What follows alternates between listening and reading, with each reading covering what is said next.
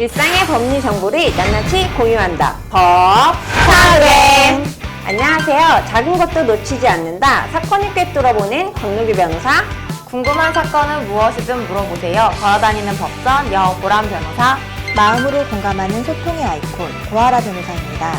네, 고 변호사님 오늘 녹화 있는데 앞서서 오전에 지방재판이 있다고 엄청 불안하셨잖아요. 녹화 시간 늦으면 어떡하나 걱정 많이 하셨는데 그래도 제 시간에 맞춰 오셨네요. 네, 우연치 않게 같은 법원에 다른 변호사님 재판이 있어가지고 운 좋게 그분 변호사님 차를 얻어 타고 왔어요. 아, 이 변호사님도 그러고 보니까 오늘 오전에 평택지원에서 재판 있으시다고 하시더라고요. 근데 이 변호사님 이번 차 새로 뽑으셨잖아요. 네, 그거 일본 차 아니에요? 새 차 타고 오셨네요. 새 차. 아, 네, 맞아요. 토요타의 엘머 차인데요.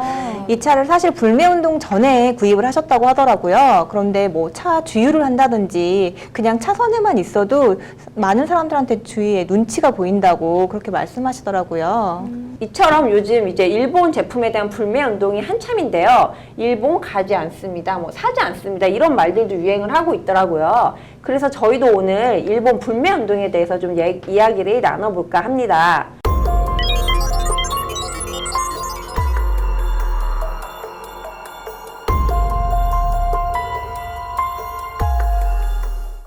근데 이런 이제 일본 불매 운동이 왜 일어나게 됐는지 좀 그 계기를 좀 알아보면 좋을 것 같아요. 아무래도 강제노역 피해자들이 승소 판결을 받은 이후부터 이 문제가 불거지기 시작한 것 같아요. 네, 이 승소 판결이 뭔지 좀 살펴볼 필요가 있겠는데요. 그 일제시대 때 강제징용 피해자들이 신일본 제철을 상대로 일본 오사카에서 그 본인들이 입었던 피해를 배상하라는 손해배상 소송을 제기했었습니다.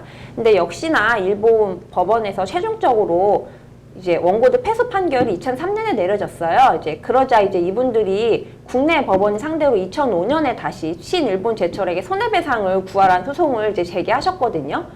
근데 1심, 2심에서는 이제 원고 패소 판결이 쭉 선고되다가 마침내 이제 2018년 10월에 대법원이 이 신일본 제철은 이 피해자들에게 각 1억 원을 배상할 의무가 있다는 이제 원고 승소 판결을 내리게 됐어요. 네, 이와 같은 강제징용 피해자에 관련된 판결과 관련해서 일본 측은 크게 반발을 하고 있는데요.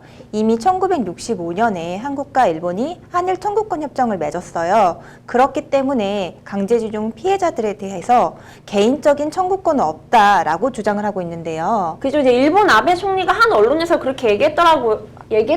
이제 한국이 그런 협정을 맺어놓고 지금 다른 소리를 하고 있다. 뭐 이런 이제 발언을 했던데 사실 아베 총리의 이런 발언들은 법을 모르고 하는 얘기인가 아닌가 싶은 게 이 국가 간의 협정은 국가 간의 외교적 보호권 등을 말하는 거지 개인의 청구권까지 포기시킬 수는 없는 부분이거든요. 게다가 이제 최근에는 아베 총리가 이러한 청구권을 포기하겠다라는 약정을 지키지 않아서 우리도 한국을 더 이상 수출 우대 국가로 인정하지 않겠다라는 발언을 해서 크게 논란이 된 적이 있는데요. 사실상 일본 정부가 한국에 대한 수출 규제를 경제적인 보복 조치로 인정한 셈인 것 같아요. 네, 맞아요. 이런 수출 규제가 있고 나서 지금 한국 디스플레이 산업 자체가 굉장히 어렵다고 하더라고요. 주로 일본에서 수입해오던 물체가 불화수소라는 건데 그게 반도체 세정에 사용되는 것들이래요. 근데 그 수소 제품 자체가 변형 가능성이 높아서 2주 정도밖에 사용을 못 하는데 이걸 일본에서 주로 수입을 하다가 수입원이 막혀서 굉장히 어려운 상황이라고 합니다. 맞아요. 최근 들어서 뭐 하이닉스나 아니면은 삼성 같은 경우에 반도체 수출 규제가 급격히 늘어나고 있는 추세인데요. 이런 상황에서 일본이 갑자기 불화수소를 수출을 금한다면은 우리나라에는 큰 타격이 아닐 수가 없을 것 같아요. 근데 다행히도 러시아에서 뭐 수출을 할 수 있는 방법들을 강구하고 있다고 하니까 진짜 다행인 것 같아요.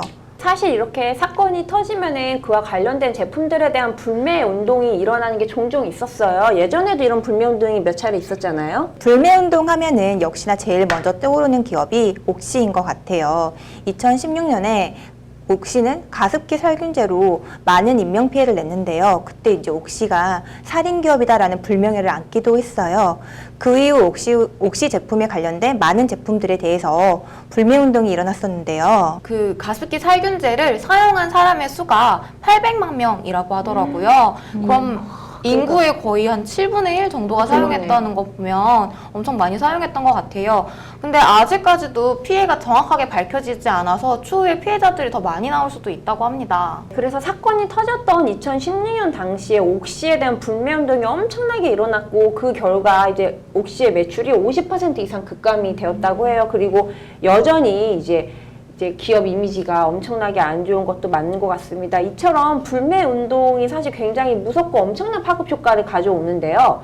근데 한편으로는 이 불매 운동이 이제 법적으로 문제는 되지 않을까 궁금해 하시는 분들이 많은 것 같아요. 특히 이런 불매 운동을 하는 것이 기업에 대한 업무 방해가 되는 거 아니냐라고들 많이 질문하시거든요. 네, 상황이나 정도에 따라서 이런 업무 방해죄가 성립될 수 있는지 여부가 달라질 것 같은데요. 우리나라 형법 제314조에 의하면 허위사실 유포 또는 위계 위력에 의해서 다른 사람의 업무를 방해한 경우에는 이제 이런 업무 방해죄가 성립된다라고 하고 있는데요. 즉 업무 방해죄가 성립을 하려면 그 행위 태양이 위계, 위력, 허위사실 유포 이 세 가지 중 하나는 반드시 성립을 해야 된다는 거죠. 네, 맞아요. 허위사실 유포 같은 경우에는 말 그대로 허위사실을 유포하는 행위태양이기 때문에 별도의 설명이 없어서 잘 이해하실 것 같은데 위계, 위력 같은 경우에는 조금 설명드리면 좋을 것 같아요. 우선 위계라는 거는 행위자가 행위 목적을 이루기 위해서 상대방의 오인과 부지를 일으키게 하고 또 그걸 이용한 행위를 말하는 거고요. 위력 같은 경우에는 상대방의 자유의사를 제압하게 할 만한 그 일체의 세력을 의미합니다. 이제 불매운동은 국민들이 자발적으로 참여하고 있는 거기 때문에 지금 불매운동을 가지고 외부의 세력에 의해서 내 의사가 제압이 돼서 물건을 사지 못해 이런 상황은 아니어서 업무 방해죄다라고 보기에는 어려워 보입니다. 네, 방금 광노규 변호사님께서 말씀하신 것처럼 단순한 불매운동은 위력에 의한 업무방해죄가 성립되기는 조금 힘들 것 같습니다. 다만 일본과 관련된 가게에 들어가는 사람들에게 소리를 치며 욕설을 한다든지 아니면 물리적 강제력을 행사한다면 이건 이야기가 달라질 것 같은데요. 이때는 처벌 대상이 될 수 있습니다. 네, 최근에 뉴스 기사에서 확인했는데요. 유니클로 매장에 이렇게 흰 티가 전시되어 있었는데 여기 이렇게 빨간 립스틱으로 긋고 지나간 사람이 있었대요. 그래서 한 40만 원 정도 피해가 났다라고 하더라고요. 네, 저도 그 사건 봤는데요. 이때는 분명히 위력에 의한 업무방해죄뿐만이 아니라 그 재물 손괴죄에도 해당이 될 수 있을 것 같아요. 이제 많은 국민들 여러분께서 불매운동 하시는 건 좋지만 다른 업주에게 피해를 입히는 행위는 반드시 삼가셔야 될 것 같습니다. 확실히 이제 유니클로에 대한 불매운동이 무섭기는 한 게 제가 지난 주말에 코엑스 다녀왔거든요. 코엑스에 이제 유동 인구가 굉장히 많잖아요. 근데 그 매장에 사람들이 다 많은데 유니클로는 진짜 없더라고요. 그래서 대단하긴 하구나 라는 생각을 또 지나가면서 이제 얼핏 했는데, 근데 어쨌든 저는 이런 불매 운동이 이제 이어지면서 또 한편으로 드는 생각은 이자카야나 일본 라멘집 이런 데 있잖아요. 그러니까 일본 기업도 아니고 일본에게 이제 수익이 이제 연결되는 그런 구조도 아닌 이런 자영업자분들께서 이제 업종을 뭔가 일본과 관계된 거를 택하심으로써 매출이 뚝뚝 떨어지고 있다고 해요. 실제로 저희 회사 주변에 지금 식당을 가봐도 요새는 이제 이자카야나 일본 라면집에 사람들이 많이 없더라고요. 근데 이분들 입장에서는 조금 이런 게 좀 이제 고민되는 상황일 수도 있을 것 같아요. 네, 맞아요. 친구 어머니께서 일본 음식점을 운영하시거든요. 근데 작년 대비해서 올해 매출이 거의 3분의 1 정도밖에 안 된다고 하더라고요. 일본 제품에 대한 불매운동이 한참인 이 시기에 일본 라면 가게나 아니면 이자카야 등 일본과 관련된 상품을 파시는 분들이 잘 된다면 그것도 사실 아이러니일 수는 있겠는데요. 이런 불매운동으로 인해서 자영업자들이 피해를 입는 방안은 어떻게 최소화할 수 있는 방법을 강구하는 게 좋지 않을까 싶습니다. 되게 어려운 문제인 것 같아요. 근데 이렇게 불매 운동으로 타격을 입은 거는 이제 물론 이제 개인들뿐만이 아니라 기업에게도 피할 수 없는 얘기인 것 같은데요. 실제로 일본 기업이 아닌데도 이제 뭔가 괜히 일본 기업인 것 같은 이미지 때문에 매출에 타격을 입거나 또는 분명히 국내 법인이긴 한데 이익 구조가 일본으로 흘러가는 구조이기 때문에 이제 그런 애매한 문제 때문에 또 타격을 입는 기업들도 있다고 해요. 관련해서는 최근에 롯데가 가장 핫한 것 같네요. 일본에서는 한국 기업이라 그러고 또 한국에서는 일본 기업이라 그래서 양측에 다 미움을 받고 있대요. 맞아요. 롯데 같은 경우에는 사실상 이제 그 실질적인 지주회사가 롯데 호텔이라고 하더라고요. 근데 이 롯데 호텔 같은 경우에는 그 지분의 70%가 일본 회사와 관련된 그 계열사들이 가지고 있대요. 즉, 롯데가 아무리 이익을 창출한다고 할지라도 그 배당금의 상당분이 당연히 일본으로 흘러갈 수밖에 없는 구조죠.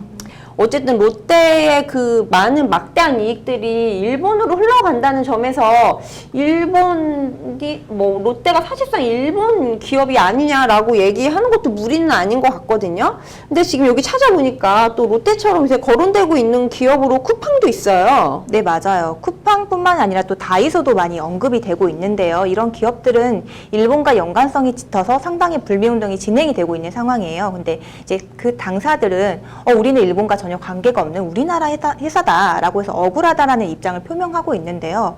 실질적으로 그 지분 구조나 투자 구조를 살펴보면 상당수의 이익 배당금이 일본으로 흘러가기 때문에 이러한 불매운동에 대한 이제 이런 운동들이 근거가 전혀 없는 건 아니다라고 볼 수 있을 것 같아요. 근데 이게 불매 운동이 확산되다 보니까 일본 기업에서 이제 제조하는 제품을 사지 않는다에서부터 더 나아가서 어쨌든 일본으로 이익이 귀속되는 이제 기업의 제품도 사지 않는다로까지 이어지고 있는데 좀 어떻게 보면은 뭐 생각지 못하는 타격을 입을 수 있는 기업들이 많은 것 같아서 좀 말씀드리기도 조심스럽고 해결해 나가는데 좀 어려움이 많은 문제일 것 같은 생각이 듭니다. 지금 보니까 일본 불매운동과 관련해서 가장 또 떠오르는 이슈가 일본 가지 않기예요.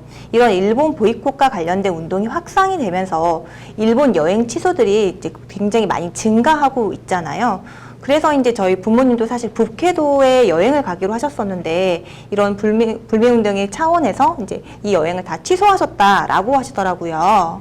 맞아요. 요즘에 근데 취소 안 하신 분들도 일본 여행 간다는 말 하기 어려울 것 같아요. 얼마 전에 기사 보니까 비용까지 다 지불한 일본행 항공 티켓을 찢어버리는 거 이렇게 인증하기도 한다고 하더라고요. 여하간에 요새는 이렇게 일본 여행을 가지 않는다는 거에 대해서 이제 뭐 여행 캔슬했다거나 이런 걸 연예인분들도 SNS 상에서 많이 이제 했다는 것을 보여주시고 그러면서 또 개념 연예인으로 화제가 되시고 뭐 그렇더라고요. 네, 근데 이제 이와 같이 일본 여행을 취소를 하게 되면은 그 일정도 많이 꼬이고 사실 일본 여행을 취소하면 그 위약금? 뭐라고 하죠? 네, 환불 수수료라고 하죠. 이 환불 수수료도 만만치가 않은데요. 저희 부모님도 각각 30만 원씩 60만 원의 환불 수수료를 지급하셨다라고 하시더라고요. 그죠. 이제 미리 세워놨던 휴가 일정이 꼬이는 것도 속상한데 돈까지 내게 되면 사실 이게 뭐 아무리 불면동해도 조금 이제 힘든 어려운 개인적으로는 조금 뭐 이제 생애 처음으로 해외여행을 계획하셨던 분들도 있고 실망감도 있으실 것 같은데 위약금은 어느 정도 나오는지 한번 알려드리면 좋을 것 같아요. 네, 대부분의 여행사에서는 공정위가 마련한 국외 여행 표준 약관에 의거해서 이제 위약금을 결정하고 있는데요. 보통 출발일 30일 이전에 취소를 할 경우에는 별도의 위약금 규정이 없고요. 이후로는 이제 퍼센테이지에 따라서 배상하도록 위약금을 규정하고 있습니다. 예전과 다르게 이제 일본 여행을 취소하면은 이제 어떤 혜택을 준다는 뭐 이런 마케팅도 지금 뭐 굉장히 많이 있는 것 같더라고요. 네, 맞아요. 일본 여행을 취소한 사람들한테 뭐 쌍꺼풀 수술부터 숙박 할인권까지 혜택이 굉장히 많더라고요. 그 어떤 여행사는 일본 여행을 취소하고 그걸 제주도로 갈 경우에 20만 원 여행 경비를 지원해 준다고도 하더라고요. 그러니까 이것 봐요. 지금 일본 여행 캔슬하면 쌍꺼풀 수술 혜택을 준다고 하니까 저 깜짝 놀랐어요. 이 기회에 쌍꺼풀 수술을 결심하셨던. 근데 뭐 굳이 예약했다가 캔슬하고 쌍꺼풀 수술을 받는 거는 좀 그건 아닌 것 같고. 심지어 이거 보니까 전남 곡성에서는 일본 여행을 취소한 사람들한테 쌀 10kg씩을 준다는데요. 그러네요. 자취생들한테는 굉장히 희소식이 아닐 수 없는데 이거 약간 악용될 수도 있겠다. 뭔가 한 달 전에 캔슬하고 쌀 받고 쌍꺼풀 수술하고 다 쓸 수 있는 지원금 받고 그 약간 예전에 수능표처럼 그러니까 네, 이런 마케팅들이 나와서 사실 일본 여행에 대해서 취소를 하더라도 그 피해가 크지 않기 때문에 많은 분들이 뭐 일본 여행에 대한 취소를 거리낌 없이 하시는 게 아닐까 싶어요. 이런 마케팅이 오히려 일본 여행 취소 일와 관련된 것들을 더 부추기는 셈일 걸 수도 있을 것 같네요. 그러니까 불매운동에 좀 힘을 실어주는 거죠. 그러니까 여러분들이 손해를 감수하고서라도 어쨌든 일본 여행 캔슬하시면 우리가 뭐 혜택을 응원하겠다. 드리겠다, 응원하겠다 이런 취지니까 이것도 불매운동의 일환이 아닌가 싶습니다. 이상 저희가 오늘 이제 일본 불매운동에 대해서 좀 얘기를 해봤는데요. 이 불매운동을 통해서 뭐 저 개인적으로는 대한민국의 힘이 얼마나 좀 무서운지 이제 일본이 맨 처음 굉장히 간과했잖아요. 뭐 불매운동 뭐 너네 해봤자 얼마나 가겠냐 이런 식으로 사실 대응한 게 좀 화나는 지점이기도 했고 또 불매운동부터 짚히기도 했는데 어쨌든 이번에는 이제 뭔가 확실하게 국민의 단합된 힘을 보여줄 수 있었으면 좋겠습니다. 이상 일본 불매운동에 대해서 이야기 나눠본 핫스타그램이었습니다.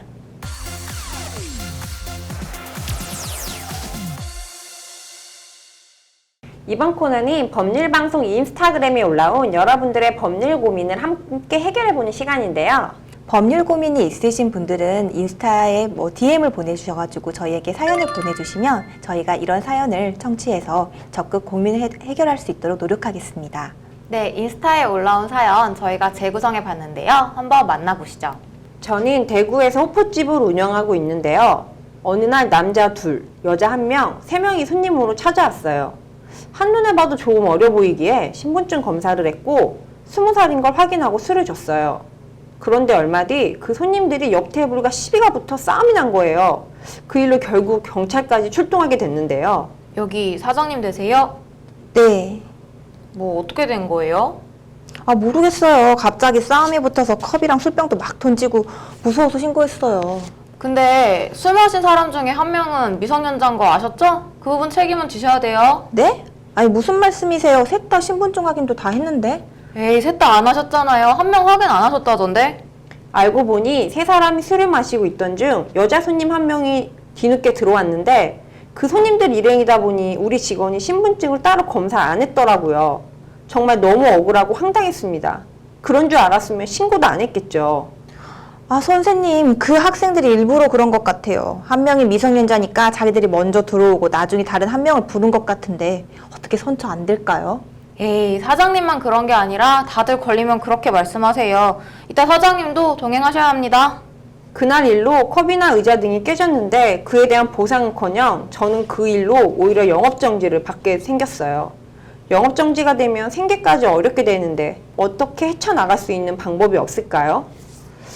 네, 사실 바쁘면은 그 자리에 있는 사람 모두 신분증 검사를 하기는 쉽지 않잖아요. 그러니까 그것도 그렇고 이미 이제 신분증 검사를 했는데 뒤늦게 일행이 왔는데 검사를 한다는 자체가 좀 불가능한 게 왜냐면 바쁘다 보면은 기억을 못 하니까 이 부분을 했는지 안 했는지 사실 기억하기도 쉽지 않을 것 같고 만약에 이미 했는데 또 가서 이제 보여달라고 그러면 사실 얼마나 좀 컴플레인을 걸 수도 있잖아요, 고객들이. 그러니까 알바생들 입장에서는 이 테이블에 몇 명이 오셨었고 그분들 누구를 검사했다는 걸 명확히 기억하고 추가로 오신 손님들에 한해서 검사하는 것 자체가 사실 불가능한 거나 마찬가지거든요. 네, 아무래도 그런 것들 때문에 진짜 억울하게 느끼실 수도 있을 것 같은데 이런 식으로 악용하는 사례도 발견될 수 있기 때문에 업주들이요. 이걸 한 명 한 명 사정 다 봐줘가면서 뭐 이래서 봐주고 저래서 안 봐주고 이러기에는 조금 어렵지 않을까 싶기도 해요. 또 사장님이 좀 억울하신 면이 있을 수도 있는 게 요즘 미성년자들이 사실 미성년자처럼 보이지 않잖아요. 맞아, 화장 다 하고. 그래서 누가 미성년자고 누가 어른인지 구분하기도 어렵고 말해도 형제자매라도 있으면 같은 동성이면은 딱 보여주면 신분증 위조하지 않아도 비슷해 보이거든요, 그거. 그러니까 이런 일로 만약 영업정지를 당하면 근데 이제 딱 그 기간 동안 영업을 하지 못하는 타격도 엄청나지만 그 이후에 영업이 일단 중단된 후에 시작되면 예전 같을 수가 없거든요, 영업이. 그래서 사실 이 점주들 입장에서는 이게 엄청난 피해가 아닐 수 없는데 그래서 이런 것들을 반영해서 최근에 이제 이런 거에 대한 처벌 규정을 두고 있던 식품위생법이랑 청소년보호법이 좀 개정이 됐어요. 네, 다행히도 올해부터죠. 개정된 식품위생법이 이제 시행이 되게 되었는데요. 올해 6월 10일부터 그죠? 예, 예, 네. 맞습니다. 그에 따르면은 청소년들이 뭐 이런 신분증을 위조나 변조 등을 통해 가지고 이런 청소년들이 점을 업주들이 몰랐다. 라고 한다면 이제 이런 경우에는 술을 판다고 할지라도 처벌을 그러니까 행정적인 과태료 처분이나 아니면 영업정지 처분을 받는 것을 면제하도록 이런 규정이 신설되었다고 하더라고요. 네, 그러니까 또 이제 위조 변조뿐만이 아니라 폭행이나 협박이 있어서 신분증을 확인하지 못한 경우에도 네, 이런 처벌 규정을 좀 피해갈 수 있는 이제 규정이 생겼는데, 네. 개정 전에는 이런 사정을 전혀 반영하지 않고 적발하면 무조건 영업정지 처분을 내렸잖아요. 이런 점이 좀 개선된 것 같아서 다행이다 싶네요. 그래서 이 법률 개정 전에는 이러한 점을 이용한 청소년들이 좀 많았다 그러더라고요. 그러니까 일단 이제 술을 먹고서는 돈이 없으면 일부러 신고를 하는 거죠. 아, 여기 사장님이 나 미성년자인데 술 팔았다 이러면 와가지고 이제 술값은 안 내고 이제 업주분들은 처벌받게 되고 사실 이렇게 악용된 사례가 굉장히 많았다고 하던데 이제 이런 점들이 개선되게 돼서 참 다행인 것 같네요. 네, 그래서 정말 이런 점들은 다행인데요. 사실 식품위생법에는 이런 행정처분, 그러니까 미성년자들한테 술을 판 업주들에게 뭐 영업정지와 같은 행정처분만 내리는 규정만 있는 게 아니라 형사처벌을 할 수 있는 규정도 있어요. 근데 이런 개정된 식품위생법에서는 행정처분에 대해서 면제 조항은 있음에도 불구하고 여전히 형사처벌에 대해서는 면제 조항이 없기 때문에 형사처벌의 대상은 될 수 있는 거거든요. 네, 맞습니다. 그러니까 지금처럼 위조 변조 신분증을 제시해서 술을 판 업주님들이 영업정지는 피해갈 수 있는 좀 이제 길이 생겼는데 규정상 지금 이제 형사처벌에 대해서는 이제 개정 규정이 이제 나오지 않았어요. 근데 좀 왜 같이 좀 개정이 이루어지지 않았을까? 저희가 보면 사실상 이런 사정들이 참작되어가지고서는 이제 형사처벌 대상이 됐을 때 대부분 기소유예로 이제 검찰이 판단해서 끝났기 때문에 아마 좀 이제 발맞춰서 개정이 이루어지진 않은 것 같긴 해요. 네, 근데 개정된 규정을 봐도 좀 안타까운 게 술을 먹는 청소년에 대한 규제나 처분은 전혀 없다라는 게 문제인 것 같아요. 요즘에는 배달 어플 많이들 사용하잖아요.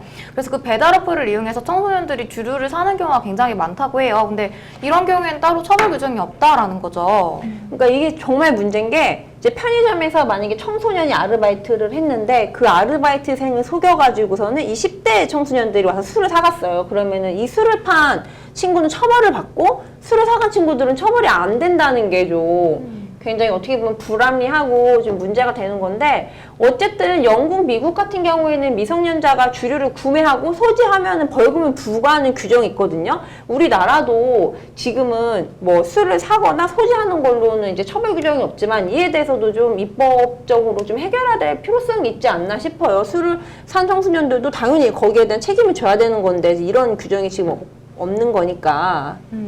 사연을 보니까 만약에 폭행 사건에 아까 그 미성년자, 만약에 미성년자가 가담이 됐었더라면 그 미성년자는 소녀법으로 보호 처분을 받을 수도 있을 것 같아요. 근데 아까 보니까 1살 차이 뭐 이렇게 되다 보니 그 소녀법의 적용 기준 시기가 선고 시기 때문에 오히려 형법 처벌을 받을 수도 있겠네요. 그 가능성은 그 시기에 따라 아마 달라질 것 같아요. 네. 그리고 이제 그 폭행죄가 문제가 되고 나면은 피해자는 가해자에 대한 손해배상 청구가 아무래도 거론되지 않을 수가 없는데요. 뭐 이런 치료비, 그리고 뭐 정신적인 위자료 등등에 대한 손해배상 청구를 하실 수 있어요. 이때 만약 상대방이 미성년자라면은 미성년자뿐만이 아니라 그 부모에게도 이런 손해배상 청구가 할 수 있습니다. 보통 많이 물어보시는 게 상대방이 미성년자니까 미성년자한테는 민사소송 제기 못한다라고도 많이들 알고 계세요. 그런 거 아니고 미성년자도 상대로 해서 표를 제기하실 수 있거든요. 그러니까 부모와 미성년자 모두 피고로 삼으셔서 손해배상 청구를 하시면 됩니다. 네, 아마 우리 판례가 이제 민사상 법정 책임을 지는 미성년자의 나이를 이제 12세 정도로 보고 있으니까 그 이상의 연령이면은 피고로 이제 둘 다 피고로 지정해서 소를 제기하실 수 있을 것 같고요. 그리고 이제 사연을 보내주신 분께서는 그럼 누구한테 이제 얼마를 청구해야 될지를 또 고민하실 수 있거든요. 왜냐하면 지금 이제 파손한 사람이 3명이다 보면 이 사람이 이걸 더 많이 한 것 같고 뭐 한 것 같고라고 고민을 하실 수 있는데 이런 고민을 하지 않으셔도 되는 게 이제 우리나라는 공동불법행위라고 해서 요 3명에게 공동으로 이제 비용을 청구하시면 되니까 굳이 이제 부담 비율이 어떻게 될지 고민하시지 말고 예컨대 손해 나신 게 지금 뭐 100만 원이다 이러면은 뭐 갑, 을, 병 이렇게 공동으로 100만 원을 지급하라 라는 내용으로 소를 제기하시면 될 것 같습니다. 네, 뭐 근데 사실 이렇게 법이 개정되면서 그동안에 업주들이 억울하게 영업정지 처분을 받았던 것을 면하게 됐다는 점에서 이제 굉장히 이제 좋고 긍정적인 면이 있을 거다라는 얘기도 있지만 또 한편으로는 일각에서 청소년들이 좀 더 주류에 좀 노출될 수 있는 환경이 더 조성된 것 아니냐라는 걱정들도 좀 하시는 분들이 많이 있더라고요. 근데 우리 아이들을 지켜줘야 되는 거는 어른들의 몫이니까 점주분들께서도 이런 법 개정에도 불구하고 좀 더 주의 깊게 지금 술을 마시는 친구가 혹시나 청소년은 아닐까라는 것을 조금 더 생각을 해주시고 주의 깊게 봐주시면 참 좋을 것 같습니다. 그리고 우리 청소년들도 금방 어른이 되니까 조금만 참으셨다가 성년이 되신 후에 즐겁게 주류를 즐겁게. 문화를 하시면 될 것 같습니다. 네, 일본산 불매 운동부터 여러분들의 사연까지 함께 해본 법스타그램. 오늘의 순서는 여기까지고요. 아니, 법률 고민이 있으신 분들은 법률방송 인터넷 게시판이나 인스타를 통해서 저희한테 사연 보내주시면 됩니다. 저희가 성심성의껏 답변 드리도록 할게요. 그럼 저희는 여기서 이만 인사드리도록 하겠습니다. 일상의 법률 정보를 낱낱이 공유한다. 법스타그램! 지금까지 법무법인 산하의 광노규, 여보람 구하라 변호사였습니다. 감사합니다.